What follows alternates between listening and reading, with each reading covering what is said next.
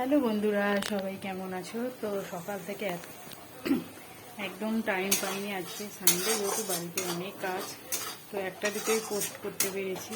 তো ভাবলাম এখন যেহেতু রান্না করছি, এই বন্ধুরা এত রাতে এখন রাতে এসেছি, সবজি টবজি বাজার করে নিয়েছি।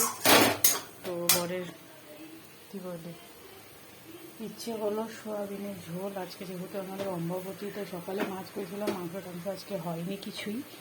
তো সোয়াবিনের তরকারি করছি, মশলা কষেছি, এদিকে আলু সোয়াবিন সিদ্ধ করে কেটে ভালো করে ধুয়ে আলু টালু রেখেছি। এই যে মশলাটা কষি, এবার রান্না করবো। ভাত হয়ে গেছে, ভাতটা আজকে রাইস কুকারে দিইনি এখন, কেননা প্রচুর লেট হয় রাইস কুকারে রান্নাতে। আজকে 9:30 বেজে গেছে। তো আজ চালটা আজকে ভাতটা একটু বসিয়েছি আমি প্রেশারে ভাত বসিয়েছি। ওরাই খাবে, আমি তো খাই না রাত্রিরে ভাত।